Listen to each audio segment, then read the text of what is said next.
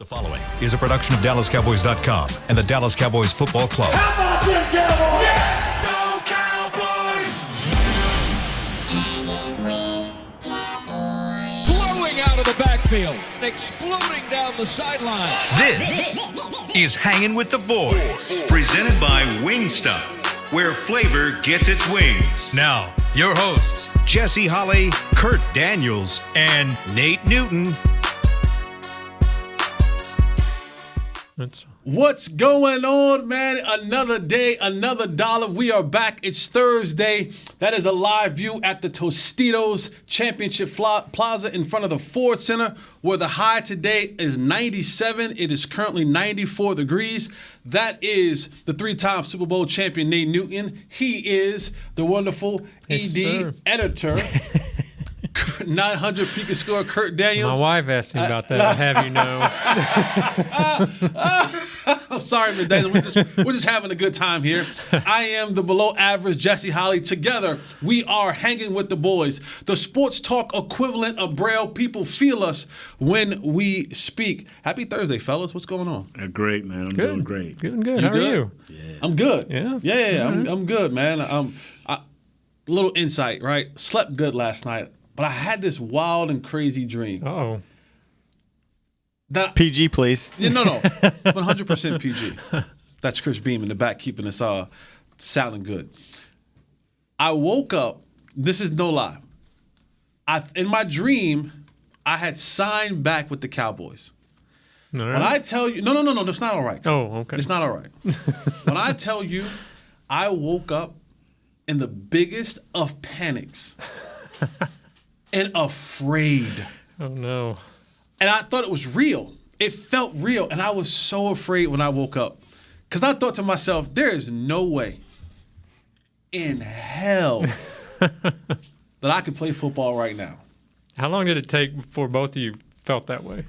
That what? That you were done, that you couldn't do it anymore, that you were done playing? And I went to the Carolina Panthers. I knew. New England broke me.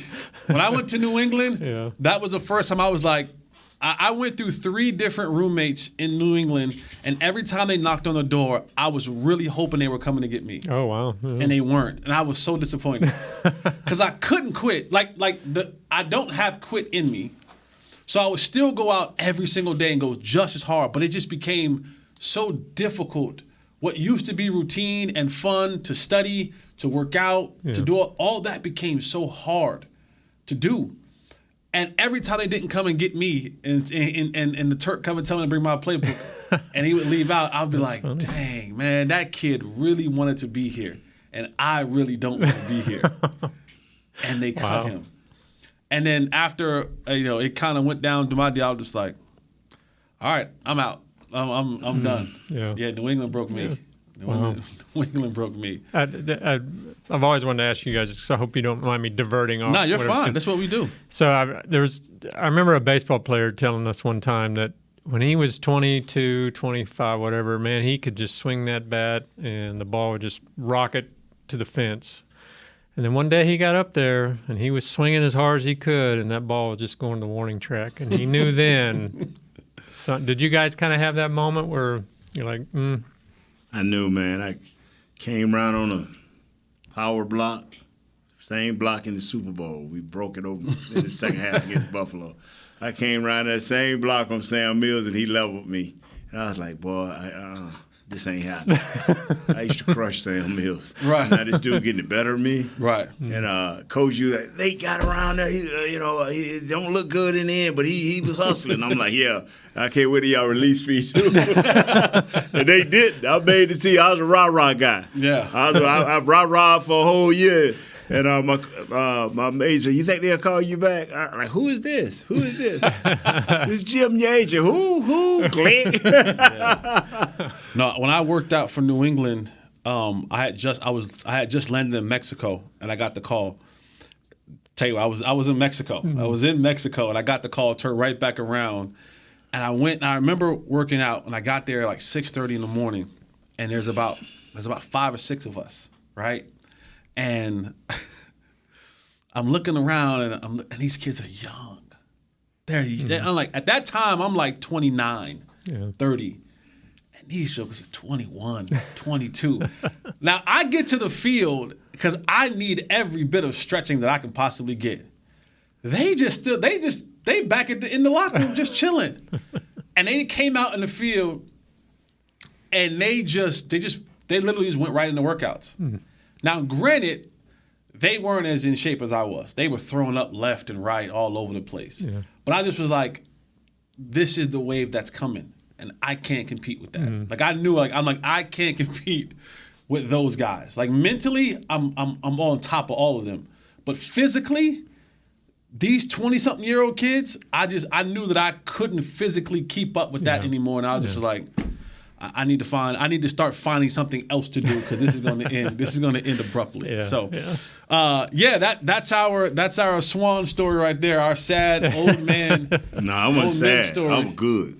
I wasn't sad. You're done with it. Huh? And you know what? And the blessing of it all is I'm living the second dream of my life. I've always wanted to play pro sports, and as a young kid who stuttered, who had a really bad stuttering problem. I always wanted to be on TV or radio. And so I'm doing that now in the second portion of my life. So I got a chance to live my pro-life dream, and I also got a chance to live my second dream was to be on TV or radio. Awesome. So that's great. When you always ask, people ask me how you always so happy, because I am literally living out the dream that I've had since a little kid. Awesome. All right, let's get to football. Yep. Cowboys, Giants, Monday Night Football. We're going to talk about, what are we talking about today? Cowboys defense, Giants offense. And what they say in radio or in TV when it comes to sports, you always say don't bury the lead.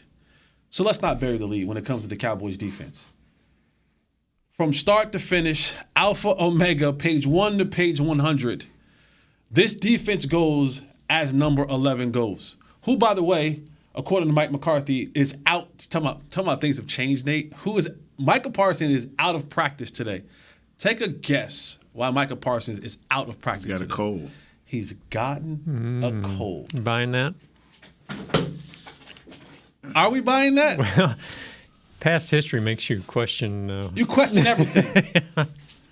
Micah Parsons is out of practice today. According to head coach Mike McCarthy in his presser, he's dealing with a little cold. I get it. I'm old.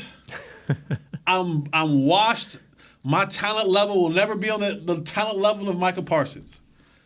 But there are just some things that I just sometimes laugh at and shake my head at.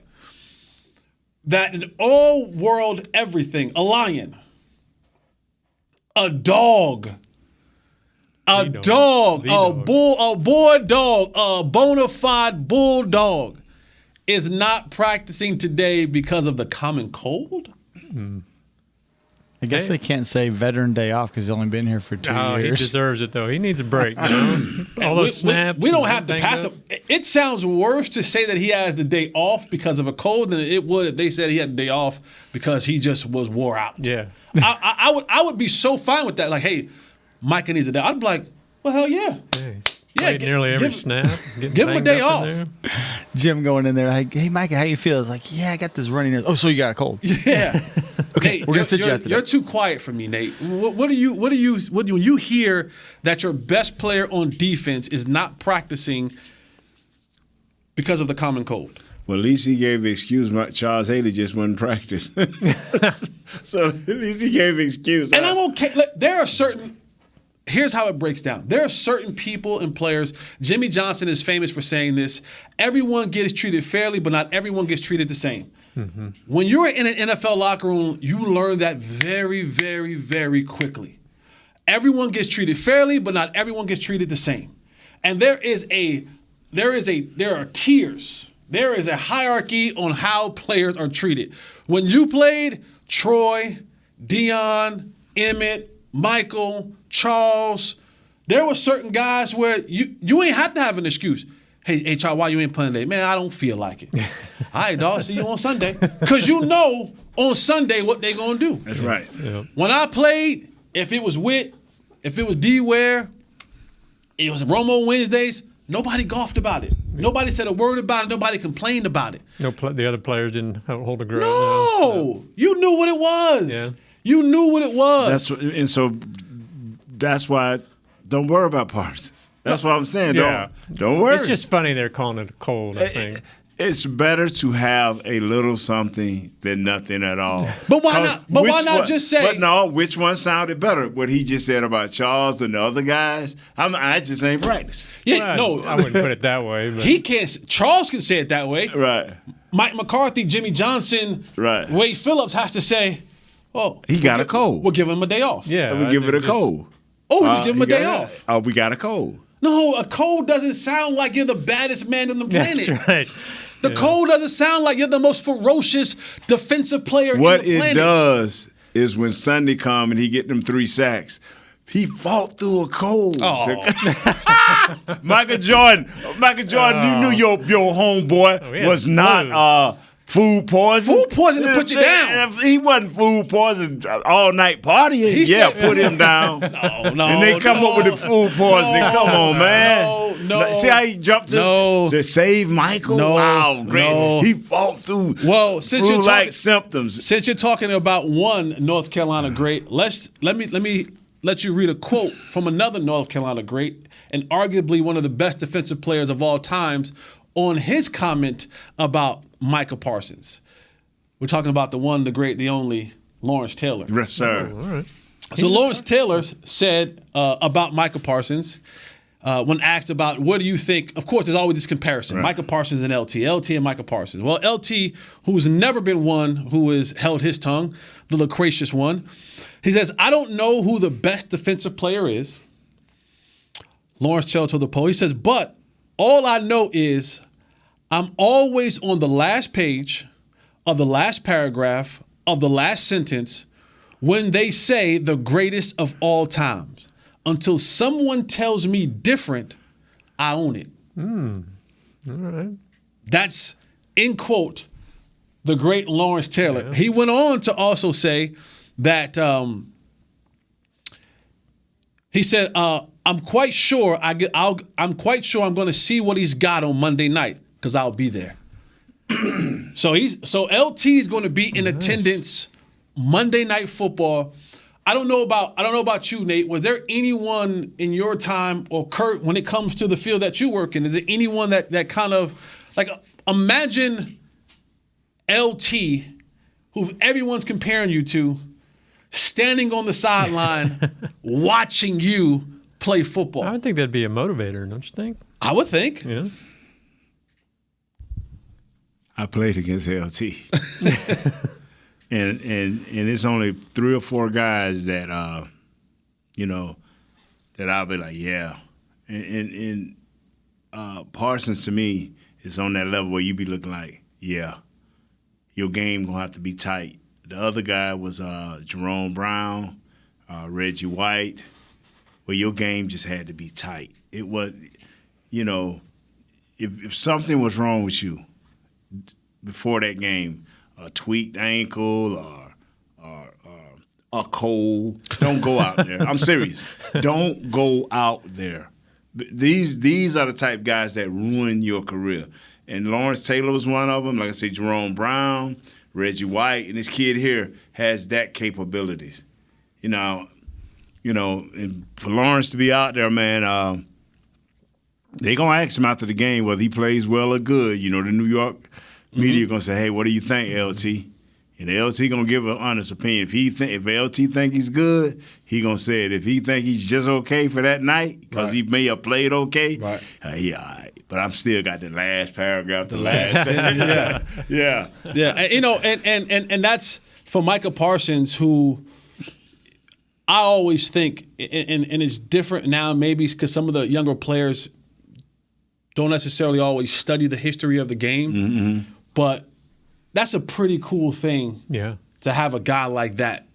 One, even notice you and know who you are, but 2, will have a keen and special eye directly, purposefully at you and watching everything that you do that night. Now, we all hope that Micah Parsons goes out there and he has one of those fantastic games. But can play when we talk about we're going to play to stop the run or this and that. And can a team stop Micah Parsons? Is there a way? Can it be done? If the only people, and I'm talking about just his ability, the only people that can stop Micah Parsons is Micah Parsons and the Dallas Cowboys. By taking him and saying he's playing only this one position. If he plays one position at one place on the field, it's some offensive coordinators will put it on him. Yeah. But as long as Dan Quinn keep moving this kid around and giving him opportunities to go, even if he go to each side of the ends, as long as he ain't stable, as long as they got to move that back around, like because some teams that when we ain't playing this game, if he's over here, we got him blocked fully. If over here, you got to dance with the devil. So you can't. That's what they did with Lawrence. At first, we knew he was sitting right over outside of us. Then all of a sudden, Belichick said, nah. Put him in the middle, and at the last moment, he'll run to the right side. Put him in the middle, at the last moment, he'll run to the left side. Then they'll run stunts and game. Him and Leonard Marshall was great on them stunts and games. So if you don't know what's coming, how do you prepare for it? Like, I could tell most defensive ends, he'll one-trick pony. He wants to run outside. He wants his speed. And I'm going to play to that speed all day. But if he spin back inside, he may get me. If he give me a stiff arm and turn it back into power, he may get me. But most guys don't have that natural ability. What he did to your boy, took him upfield 2 steps, long arm and spent back inside, that was classic. That was something different. And a lot of dudes will do that in practice and never can complete that in a game. Right. And one of the things that Dan Quinn has done, when you watch the Cowboys on film, you see a lot of stunts. And the stunts may not necessarily involve Micah, but what it does is occupy eyes, bodies, and arms. Yeah. So if I'm running stunts with my other defensive linemen, linebackers, whoever that may be, defensive end, if they're occupying, if someone has to pass something off, then I have to kick my eyes to where it's going and then what's coming back to me, which means that I can't have this other eye and arm maybe creating this small little gap. So if they're running a TE over here and Mike is lined up over here, now he may create an edge or they may create space. And that's when you see, guys go, other guys, your Leighton Vander Esch's of the world, and those guys be able to pick up sacks because subconsciously in the back of your mind, you want to know where number 11 is at. And even now, if I give him a little bit more attention, oh snap, I missed that stunt. Now other guys have edges, other guys have lanes, and because all you want is creases and bumps. Yeah, right. As an offensive lineman with games, well, all I'm trying to do is just barely tap you on your shoulder, barely hit you on your hip. Anything that is throw you out of whack so you can't move back to recover, and that's all you want. That's it. Because when I look at the stunts and all that. Right. I see it as, well, these 2 guys are working to get one of those 2 guys open, but maybe in reality they're working to free up this guy over here. Well, the way they're deploying Micah Parsons is sometimes I want to keep y'all occupied so that y'all can't come back and help on him. Yeah. And if we hit it right while y'all are occupied, he running by somebody. Yeah. So what he's saying is simply this right here. If I can get you 2 occupied with a stunt, this tight end or this tackle is out here by himself, and I get to dance on you. Yeah. All right, so let's dance in the break. I'll do some moves, they'll do some moves, but we'll come right back here for the second segment. We'll still break down Cowboys defense, New York Giants offense. The run game has been prominent for the New York Giants and Saquon Barkley. They have, according to Pro Football Focus, one of the best graded left tackles in the league. How will the Cowboys attack that situation? Will they be able to get off the field on third downs? They're kind of one of the last ones in the league to get off on third down. That's going to be very important. Stay with us, man. We're going to give you this good fire every single day. Hanging with the boys. I'm Dak Prescott, quarterback of the Dallas Cowboys. Blockchain.com is one of the most trusted ways to buy, sell, and trade crypto. Whether you're always on the go or stay closer to home, Blockchain.com is just a few taps away. Put the power of crypto in your pocket, so no matter where you are, you can trade on your terms and build a crypto portfolio to fit your life. For crypto pros, rookies, and anyone in between, Blockchain.com makes it easy to own a piece of the future. Blockchain.com, trusted by millions, trusted by America's team.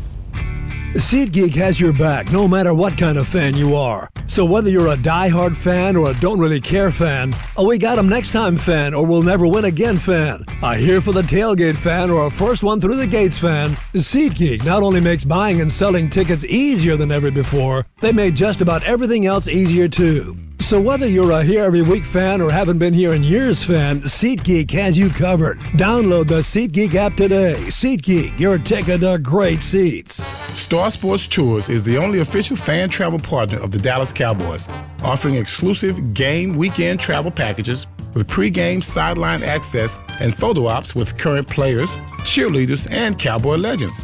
You want to stay at a team hotel, attend the best tailgate party in Texas, tour the Star, and talk X's and O's with me, Everson Walls? With Star Sports Tours, you can. Visit cowboystravel.com to book your travel package today. Hey Cowboys fans, ready to spice up your next watch party? Bring Yo Quiero guacamole and be the game day hero. Yo Quiero means I want, and we know you want great, fresh-tasting, ready-to-serve guacamole for your home gating and tailgating events. Made with real avocados and the perfect blend of spices, it will be the star of any party. You can find us at your local Albertsons or Tom Thumb in the deli section. If you can't find it, talk to your store manager and tell them, Yo Quiero guacamole. Back to Hangin' with the Boys. Welcome back to Hanging with the Boys, man. We are so glad that you guys joining us, man. That first segment was brought to you by Wingstop, where flavor gets its wings. This segment is brought to you by Blockchain, blockchain.com. And remember, if you or someone you know are huge Cowboy fans, and I mean huge, not the fair weather fans, but like the real life, dedicated. I know I've seen some tattoos, cars, man caves, house painting, all that kind of stuff. If that's you, if you're a Cowboy fan who spices the game up, nominate yourself or a friend to be the Cowboys Fan of the Year, presented by Captain Morgan. Win a trip to Super Bowl 57 in Arizona. I've been there when they first opened up that years ago. I think the Giants won. Beautiful place. Love Arizona. One of the greatest party cities, like Arizona, that Tempe, and all that. They party. Was it Arizona State over there or something? Yeah. Nominate yourself or a friend at DallasCowboys.com/fan of the year. I also trained there in the off season. Like when I came out of college, I trained in Arizona. Yeah. I lived in the mountains. I lived with Darrell And so when Reeves. you came out of college, Yeah. that's why you got cut. Because you shouldn't have been in that party. No, I was no. You said it, I did. We were a very disciplined. We were a very disciplined group. It was myself, Darrell Reeves, God rest his soul, Gaines Adams was in that group. Martellus Business lived 2 houses down from us, and we trained really hard, man. But when it came time to release a little bit of that stress, Play hard and work hard and play hard. Huh? Michael Irvin once said, "They double team me on the field. Damn it, they'll double team me off the field." But we'll get into. Wow. That's big. That's big there, bro. That's big there. We getting back into this football game. Dallas Cowboys taking on the New York Giants. New York Giants are 2-0 in the NFC. Cowboys are 1-1, third place in the NFC. Now, when you look at what the Cowboys are facing, you know what Daniel Jones is going to be. Right now, they've corralled Daniel Jones. The prior regimes in New York wanted Daniel Jones to be this gunslinger. He wanted to be a gunslinger. Yeah, they wanted to be and he made terrible decisions. He had a fumbling problem. And so now this new staff, and I said this before, coaching matters. And I knew when Brian Daboll came over, especially with what they did with Josh Allen when he first came in the league, Josh Allen wasn't, I know he had a big arm. He wasn't Josh Allen, He bro. wasn't Josh Allen. At times, he couldn't hit the wide side of a barn. And they found a way to harness all of that great talent and put a focus on it so that it wasn't just being distributed everywhere. It was laser focused. And I think with Daniel Jones, while he is no Josh Allen, not in the least bit, he is athletic. He will tuck the ball and run on you. But what they've done is said, we're not going to allow you to throw the ball 35 times a game. You're going to throw the ball about 20 times a game. And when you throw the ball, you're going to be efficient. I think right now he has a 71% completion percentage. He's taking care of the football, and the Giants have made an asserted effort to run Saquon Barkley. Saquon Barkley leads the league in rushing yards, and according to Pro Football Focus, their left tackle last week graded in the high 80s in run blocking and pass blocking. And this is what the Cowboys are going to have to deal with in this game. Are you going to be able to have the proper fits and the proper alignment sound football players to stop Saquon Barkley and that running game? Nate, as an offensive lineman, when you come into a game like this and you're saying, you know, we're going to be a workhorse, what was the one thing that you did not want to see when you guys were saying, hey, we're gonna run this football, and I know what your real response was going to be. I don't give a damn who we lined up against. We were gonna run the football and smash you in the mouth. But what was something as an offensive lineman that you kind of not shied away from, but didn't want to see having to face a team that knew you was gonna run the ball effectively? You want an honest answer, or you want me to answer? I want you to answer the question honestly, but I want you to answer the question in a way that the fans can understand. The thing is this right here. We believe in getting the down lineman. You know, and the linebacker, we let Emmett deal with. Let me rephrase the question. Yeah, Let me rephrase the question. What type of approach should Dan Quinn take facing the New York Giants, knowing that they're going to try to run the football early and often? Okay, you know what? You're right. What Dan has to do is fill the gaps. His big guys in the middle are going to have to two gap. This guy. Explain what two gap means. When I'm gonna get in the middle of you and try to get my hands inside of you. If you're the center, I'm gonna try to get my hands inside of you, and I got to play both A gaps. If I'm a 3 technique, I'm gonna play the B and the C gap. I'm gonna get my hands in the middle of that guard and drive him straight back, or either stalemate him. And I'm looking both sides because you can't tell Barkley. You can tell him where to hold at, but you got to let him feel it. Mm-hmm. And if he see it, he's got the ability, because he got some Barry Sanders in him, to get up in there. And so you have to be able to two gap, play your lane. If it's going to the right and you got the C gap, stay in that C gap. If you got the D gap, stay in that D gap. You know, and if you can force him to cut back, and the guys in the back got to stay in their lanes. Mm. So yeah, and I kind of I'm right. You're right. So you have to be very, very disciplined when you deal with a guy like this right here. When you know they're going to run the ball, when you know they're going to put it on the ground, you have to be very disciplined. Mm-hmm. You can't jump around like we did against the first team we played, the Bucs. Okay. We jumped around a lot of blocks, and it hurt us. Cincinnati, we got a little bit more discipline. They wasn't sitting Osa as much in gaps. A lot of times when you just shoot a guy up the field and you playing against a Barkley who got the ability to what they call a sidestep, he'll make you look bad. So, yeah, all right. Is the goal of the defensive tackles, especially Osa, Bohanna, those guys, is it not necessarily to make the play but just tie guys up? If they tie guys up and let your linebackers come downhill, that's the perfect thing, because we have enough instinctive guys that they can hit guys in the backfield. But if you can get an arm on him, trip him up, this is what I noticed looking at the film.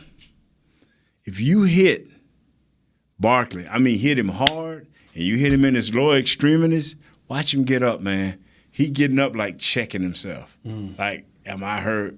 Is everything still intact? And it's going to be a couple of more games before he's just going to jump back up. Yeah. So, yeah. Yeah, see, Jesse, when you asked about what my boys going to do. I know what you're going to say. That's why I changed ask me what I see what the Cowboys going to do. That's why I changed the question. Kurt, one of the things that the Cowboys did better than any other football team in the National Football League last year was create turnovers. Yeah. Heading into the third game of this season, they only have one turnover. Is that something, is Daniel Jones... I'm trying to follow you. Okay. Yeah. Is Daniel Jones the prescription that the turnover doctor has ordered for the Cowboys, and that at least in the secondary to being able to create some turnovers? Because that was key to this team's success last year. By this time last year, heading into Game 3, Cowboys had about 5 or 6 turnovers. Yeah. Right now, they only have one. Is Daniel Jones just the thing that the doctor ordered for this team to get turnovers defensively? Well, you would think so based on his past, but it's like kind of talked about earlier. They're playing it safe with him. You know, what is it, 71% completions? I mean, he's not. I think they're running 50 point something more. I mean, they're running more than they're actually throwing, and so there may not be a whole lot of opportunities. You know, they got to get it out quick. The hope is now, and I don't know how this. I mean, last year the defense was saved by turnovers. This year, is the defense good enough that they can be without those turnovers? Let me say this right here. Daniel Jones has thrown for under 200 yards for 2 games in a row. One game he was around 64%. The other game he was around 71%. You know, he's thrown for 364 yards, 3 TDs, 1 interception. Like my man Jesse said, this thing is all Barkley's. Right. They are not gonna let him take the whole team down. And that's how, until you get the quarterback, that's how you should play. Yeah. They're continuing to build their team, and they're like, Daniel, you either going to sink or swim the way we're going to do it, so this whole team won't be affected. And that's what the Cowboys are doing right now with our Cooper Rush. It's like, we got some pass plays for you, and from what I understand what Jesse and them saying, because it took me a couple of days to get what you and the other quarterback-minded people were saying, we're going to give you some plays, some select plays, you know, just enough to keep us out of trouble. So if a blitz or something show up, some check with me's, we're going to keep it safe, make your throws. Yeah. If they're not there, take it down, throw it away. That's what they're asking this kid to do. But this kid has one thing that our guy don't seem to have. He has the ability to run. But even when he runs, they're asking him, get down. Yeah. Get down. Be safe. Mm-hmm. And, you know, you look at the film, they got Galladay, but he's not doing anything. Yeah. They got Tony. He hasn't done anything. So let's hold that thought. Yeah. When we come back from this break, I want to talk about what the Giants have been able to do offensively without major guys like Kenny Galladay, who they paid $72 million to. Talking about maybe a trade or something. Kadarius Toney, who, if you go back and you watch the game last year in Dallas, that's right. Yeah. He whooped us up. He whooped us up something good. So we'll talk about those guys, Giants offensively, Cowboys defensively. Stay right here with us. We're coming back for the third segment, and we're going to continue to break this thing down when you get you ready for Cowboys Giant Monday Night Football. Hanging with the boys. We'll be right back. Hey, Cowboys fans, ready to spice up your next watch party? Bring Yo Quiero guacamole and be the game day hero. Yo Quiero means I want, and we know you want great, fresh-tasting, ready-to-serve guacamole for your home gating and tailgating events. Made with real avocados and the perfect blend of spices, it will be the star of any party. You can find us at your local Albertsons or Tom Thumb in the deli section. If you can't find it, talk to your store manager and tell them, Yo Quiero guacamole. SeatGeek has your back no matter what kind of Cowboys fan you are. So whether you're a diehard fan or a don't really care fan, a we got 'em next time fan or we'll never win again fan, a here for the tailgate fan or a first one through the gates fan, SeatGeek not only makes buying and selling tickets easier than ever before, they make just about everything else easier too. So whether you're a here every week fan or haven't been here in years fan, SeatGeek has you covered. Download the SeatGeek app today. SeatGeek, your ticket to great Dallas Cowboys seats. I'm Dak Prescott, quarterback of the Dallas Cowboys. Blockchain.com is one of the most trusted ways to buy, sell, and trade crypto. Whether you're always on the go or stay closer to home, Blockchain.com is just a few taps away. Put the power of crypto in your pocket, so no matter where you are, you can trade on your terms and build a crypto portfolio to fit your life. For crypto pros, rookies, and anyone in between, Blockchain.com makes it easy to own a piece of the future. Blockchain.com, trusted by millions, trusted by America's team. Hey, Cowboys fans, if you're thinking about attending a game this season, visit cowboystravel.com to book your travel package today. Stay at the team hotel, have dinner with a Cowboys legend, and experience AT&T Stadium's exclusive VIP Owners Club. Also, tour the Star, get autographs from your favorite players, and talk X's and O's with me, Mickey Spagnola. The official travel partner of the Dallas Cowboys will take care of all your travel needs. Visit cowboystravel.com.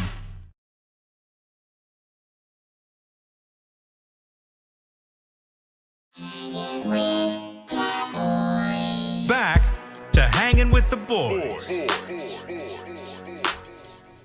Welcome back to Hanging with the Boys. Thursday, what's today? September 22nd. It's the third and final segment of our show. We're talking about Cowboys defense, New York Giants offense. And Nate, before we went to the break, you were getting ready to get into the wide receiver bag for the New York Giants. And you've seen they've been able to have this 2-0 start to the season. And they're 2-0. And Buffalo's 2-0 look a little different. Yeah. Buffalo's 2-0 look like they're in upper New York. Yeah. They look like they're the upper echelon of New York citizens. Right. And the New York Giants 2-0 look like, the sanitation workers. Close to the Jets. Yeah, it looks like these, like the Buffalo look like the ones who spend their time in the Hamptons. Right. Good rich folks. Right. Who got the $10 million apartments in Manhattan. The Giants 2-0 look like they New Jersey. Yeah. They live on the other side of the border in New Jersey. Oh, he hated to say that. He hated to agree to that. He hated to. Kurt, give it some. Kurt, he hit him. Kurt, you hit him right in the forehead. I was trying to avoid it. I tried to avoid the Jersey down talk because I never want to down talk my home state. Right. But they look more like of the blue collar workers. Right. But such is life. They're both 2-0. The difference is, they have been able to do it with guys who we may not necessarily always know, right? Yes. Richie James, Sterling Shepard, guys like that. The guys you think about, hopefully being able to have big games for them. Kadarius Toney, who has always been, if you go back to his time at Florida, was a headache. Was a guy who had an immense amount of talent, but you needed a full 500 bottle of ibuprofen because the headache that he was going to give you. And then you have the guy they signed in from Detroit, Kenny Golladay. Now, Kenny Golladay only played, I think, 2 snaps the last game against the Panthers. And he came out this week and made a comment. They were asking him about playing and all that kind of stuff. And he kind of gave the Kenny Golladay answer of, I should be playing regardless. And there's a part of me that appreciates a coach that says, either you're going to do it the way that we are doing it, or you're not going to be a part of it.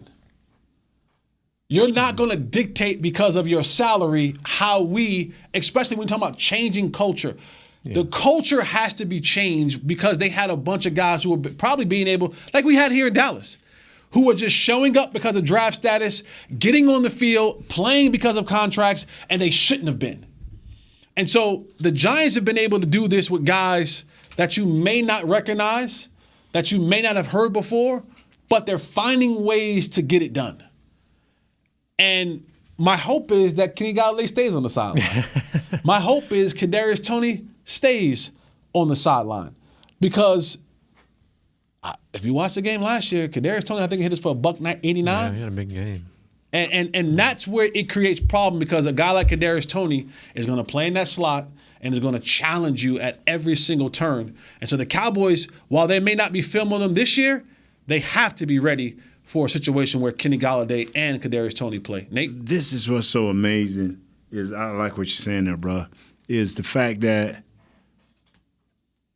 you have spoke to your management in such a manner that they're going to give you the leeway as a head coach. Because 9 times out of 10 when I'm interviewing, I'm asking two or three questions because I'm looking at my salary cap up there on the wall, and it says Kenny Golladay, $72 million.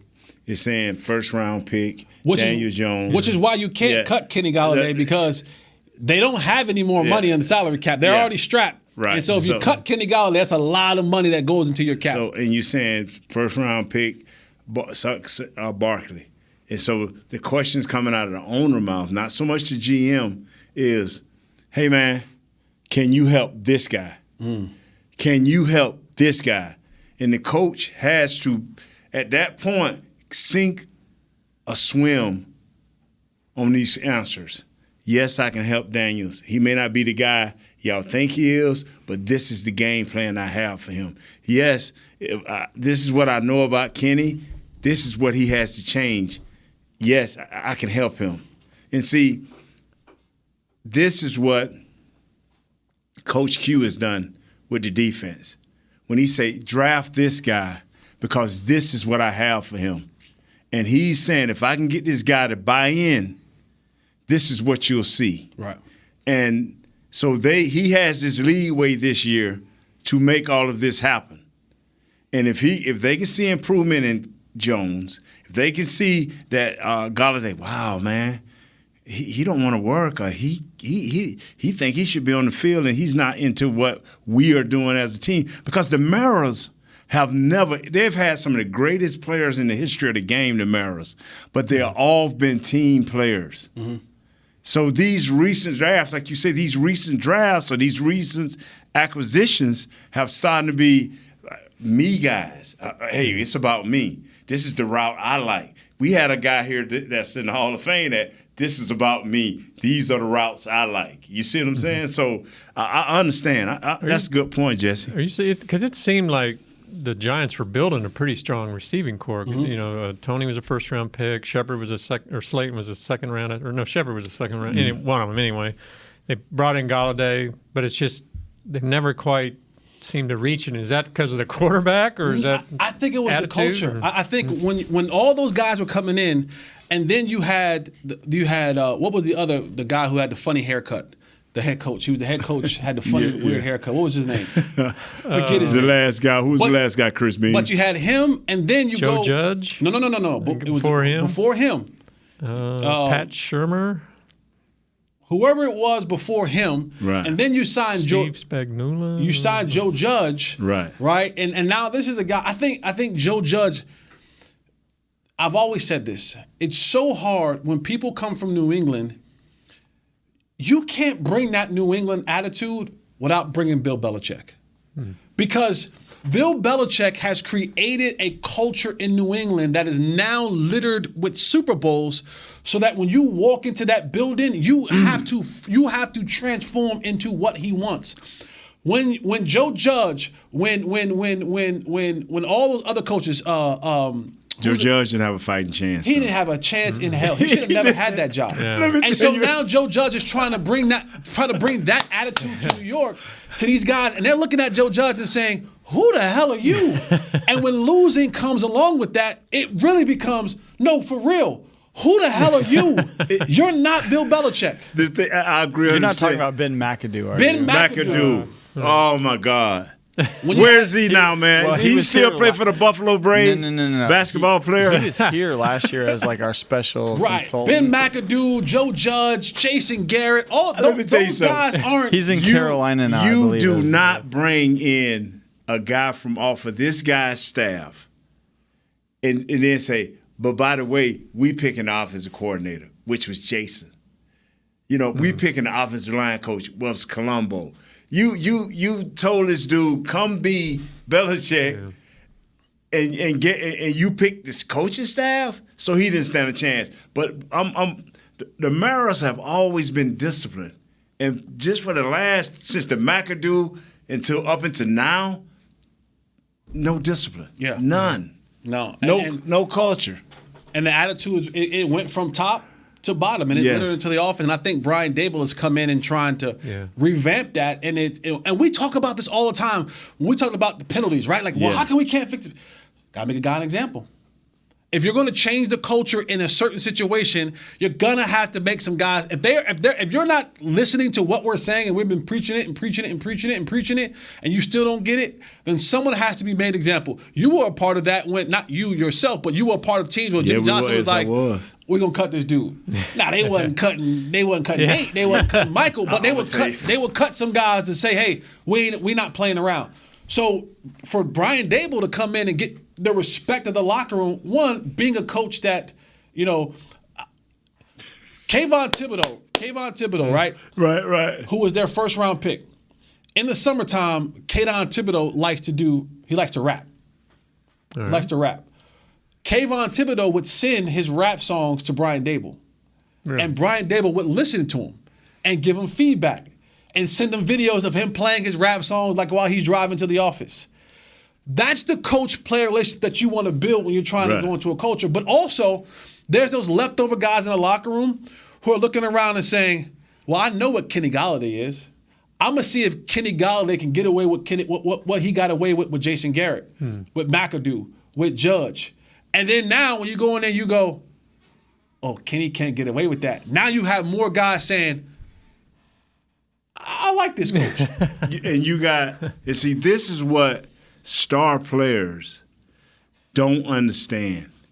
You went from leading to now Richie James ain't so eager to sit next to you unless you feed him information that makes him better on the field. That when Jimmy came in, our star guys are the guys that we used to kind of follow and thought was our lead guys. As Jimmy started equaling the room and giving you just as many reps and just as much attention, all of a sudden what you said didn't carry as much weight. How you worked or did work didn't carry as much weight. So Kenny Galladay got to be careful. He'll find himself sitting there, then all of a sudden he's trying to build back, and you done lost some guys in the room. That ship is past. Yes. So you don't want that to happen, man. But you all right, Jess? Hey, listen, I try to do what I can do, so I'm gonna stay in that same vein and get us up out of here, man. We're coming back tomorrow. Tomorrow, you know what it is. We want to hear from you. We want to hear from the fans. So we're gonna. Do you really gonna let us hear from the fans, or you gonna briefly break them down? Nah, briefly. You gonna break them down? Briefly. He told us last week, we gonna hear from the fans, and he broke down. Briefly, this is Hanging with the Boys. We talk. We talk. Listen, let the braille work. No, they gotta feel us. We're the sports equivalent of braille. Let feel us when we Let the speak. braille work. So no, we're gonna take we're gonna take the fans' phone calls tomorrow. I'm gonna chill. I'm gonna back up. I'm gonna push my mic away. And you gonna let the braille? I'm gonna let the braille do what it do. I'm gonna let the braille do what it does. Yeah. I'm gonna let the braille. You gonna feel the fans? I'm gonna feel the fans. I'm gonna let the fans. He gonna cut y'all off, fans. I'm gonna let the fans be the sports talk equivalent of braille. I'm gonna feel y'all when y'all speak. So be ready to call in tomorrow with your questions, with your comments of how the Cowboys are going to win this game. We'll have our predictions. We'll talk about a host of other things. You can get mine now. Maybe Michael Gallup might play in this game. Yeah.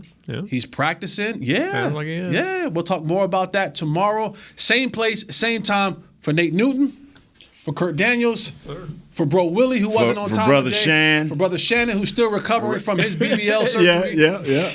To Jibs, Jazzy. Audio. For Audio Jazz. Yeah. For Chris Beam, I am Jesse Holly. This is Hanging with the Boys. See you. This has been a production of DallasCowboys.com and the Dallas Cowboys Football Club. How about this, Cowboys? Yeah!